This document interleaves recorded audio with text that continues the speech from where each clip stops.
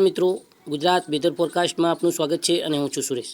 તો મિત્રો આજે આપણે આ વિડીયોના માધ્યમથી વાત કરવાના છીએ કે હાલની સક્રિય સિસ્ટમ શું છે, આજે ગુજરાતમાં કેવું રહેશે વરસાદનું જોર, સાથે સાથે મિત્રો 24 કલાક દરમિયાન કુલ કેટલા તાલુકાની અંદર વરસાદ નોંધાયો છે તેની આપણે આ વિડીયોના માધ્યમથી વાત કરવાની છે। તો વિડીયોને અંત સુધી બન્યા રહેજો। ચેનલ ઉપર નવા આવ્યા હોય તો ચેનલને સબસ્ક્રાઇબ કરી લેજો। તો મિત્રો સૌપ્રથમ આપણે વાત કરીશું કે 24 કલાક દરમિયાન કુલ કેટલા તાલુકાની અંદર વરસાદ નોંધાયો છે। તો મિત્રો 24 કલાક દરમિયાન કુલ 47 તાલુકાની અંદર વરસાદ નોંધાયો છે અને તેમાં સૌથી વધારે વરસાદ છે તે વલસાડના કપરાડાની અંદર નોંધાયો છે 107 મિલીમીટર।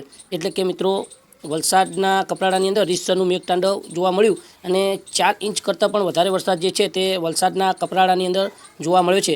અને તે સિવાય મિત્રો ડાંગના આહવાની અંદર 96 મિલીમીટર એટલે કે 4.5 ઇંચ કરતાં પણ વધારે વરસાદ ત્યાં નોંધાયો છે। તે સિવાય મિત્રો ડાંગના વઘઈની અંદર 70 મિલીમીટર એટલે કે 3.5 ઇંચ કરતાં પણ વધારે વરસાદ જોવા મળ્યો છે। તે સિવાય મિત્રો ડાંગના સુબીરની અંદર 64 મિલીમીટર એટલે કે 2.52 ઇંચ સુધીનો વરસાદ જોવા મળ્યો છે, એટલે કે 2.5 ઇંચ કરતાં પણ વધારે વરસાદ જોવા મળ્યો છે। તે સિવાય વલસાડના ઉમરગામની અંદર 63 મિલીમીટર એટલે કે 2.48 ઇંચ સુધીનો વરસાદ જોવા મળ્યો છે।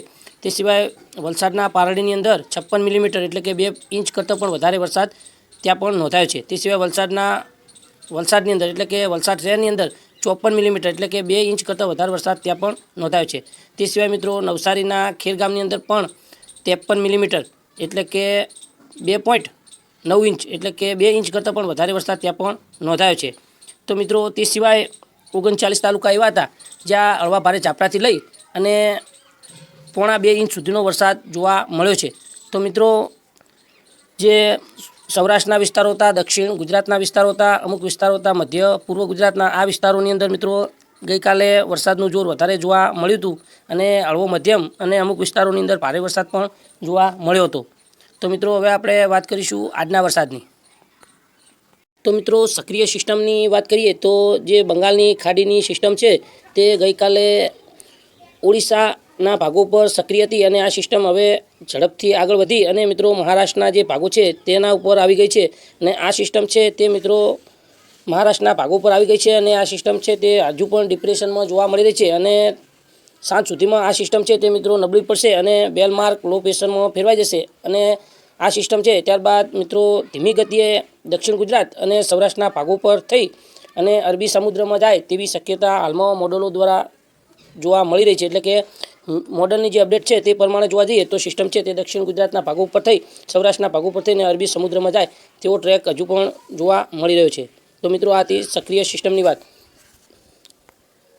તો મિત્રો સેટેલાઇટ ઇમેજ ઉપર નજર કરીએ તો જોઈ શકાય ભારતનું સેટેલાઇટ ઇમેજ અને જોઈ શકાય કે ગુજરાતની ઉપર જે દક્ષિણ ગુજરાતના વિસ્તારો છે, સૌરાષ્ટ્રના વિસ્તારો છે, ઉત્તર ગુજરાતના વિસ્તારો છે, મધ્ય પૂર્વ ગુજરાતના વિસ્તારો છે, તમામ વિસ્તારોની અંદર મિત્રો જે છે તે વાદળો જોવા મળી રહ્યા છે। એટલે કે ઘણા વિસ્તારો ગુજરાતના એવા છે ત્યાં તમે જોઈ શકો છો કે વાદળો જોવા મળી રહ્યા છે અને મિત્રો તમે જોઈ શકો છો કે પવનની ગતિ પણ વધારે જોવા ગુજરાતના વિસ્તારોની અંદર જોવા મળી શકે છે, કેમ કે પવનની ઝડપ પણ વધારે જોવા મળશે, કેમ કે સિસ્ટમ છે તે મજબૂત છે અને ડિપ્રેશનમાં છે એટલે તેની સંગાત પવનનું જોર પણ વધારે જોવા મળતું હોય છે। તો મિત્રો અને જે ગાજવીજવાળો એટલે કે થંડરસ્ટોર્મવાળો જે વરસાદ હોય છે તેની સાથે પણ મિત્રો જે છે તે પવનનું જોર વધારે જોવા મળતું હોય છે। તો મિત્રો તમે જોઈ શકો છો કે જે મહારાષ્ટ્ર અને અરબી સમુદ્ર અને ગુજરાતના વિસ્તારો છે ત્યાં ઘાટ વાદળો જોવા મળી રહ્યા છે।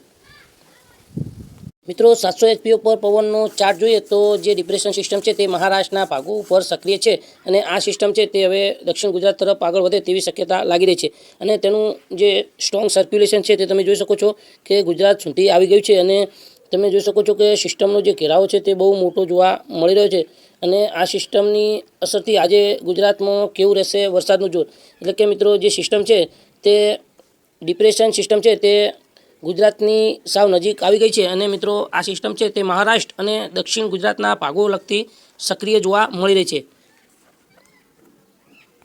તો મિત્રો આજના વરસાદની વાત કરીએ તો આજે 28 સપ્ટેમ્બર અને 28 સપ્ટેમ્બરના વરસાદની વાત કરીશું તો શરૂઆત દક્ષિણ ગુજરાતથી કરીશું। તો દક્ષિણ ગુજરાતની અંદર મિત્રો વલસાડ, નવસારી, ડાંગ, તાપી, સુરત, નર્મદા અને ભરૂચ આ વિસ્તારોની અંદર મિત્રો હળવો મધ્યમ વરસાદ અને અમુક સેન્ટરની અંદર ભારે વરસાદ 1 થી લઈ અને 5 ઇંચ સુધીનો પડી શકે છે આ વિસ્તારોની અંદર। તે સિવાય મિત્રો મધ્ય પૂર્વ ગુજરાતની વાત કરીએ તો વડોદરા, છોટાઉદેપુર, પંચમહાલ, દાહોદ, મહીસાગર, આણંદ, ખેડા અને અમદાવાદ આ વિસ્તારોની અંદર હળવા ભારે ઝાપટાથી લઈ અને મિત્રો અમુક વિસ્તારોની અંદર મધ્યમ વરસાદ અને અમુક એકલ દુક્કલ સેન્ટરની અંદર ભારે વરસાદ પણ આ વિસ્તારોની અંદર મિત્રો ગાજવીજ સાથે પડી શકે છે।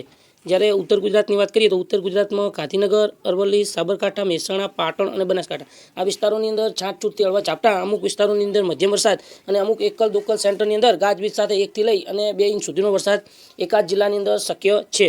તો સૌરાષ્ટ્રની વાત કરીએ તો સૌરાષ્ટ્રની અંદર પણ ગીર સોમનાથ, અમરેલી, ભાવનગર, બોટાદ, સુરેન્દ્રનગર, રાજકોટ, જૂનાગઢ આ વિસ્તારોની અંદર મિત્રો આજે શક્યતા વધારે જોવાઈ રહી છે અને આ વિસ્તારોની અંદર હળવો મધ્યમ વરસાદ અને અમુક એકલ દોકલ સેન્ટરની અંદર ભારે વરસાદ પણ આ વિસ્તારોની અંદર જોવા મળી શકે છે. બાકીના સૌરાષ્ટ્રની વાત કરીએ તો મોરબી, સુરેન્દ્રનગર, જામનગર, પોરબંદર અને દેવભૂમિ દ્વારકા આ વિસ્તારોની અંદર છાંટછૂટથી હળવા ઝાપટા છૂટાછવાયા વિસ્તારોની અંદર પડી શકે છે. તો મિત્રો કચ્છની વાત કરીએ તો કચ્છમાં આજે થોડીક ઓછી શક્યતા છે, પણ અમુક વિસ્તારોની અંદર છાંટછૂટથી હળવા ઝાપટા કચ્છના વિસ્તારોની અંદર પણ પડી શકે છે. તો મિત્રો વિડીયો કેવો લાગ્યો? વિડીયો ગમે તો વિડીયોને લાઇક, શેર અને ચેનલને સબસ્ક્રાઈબ કરજો. આભાર.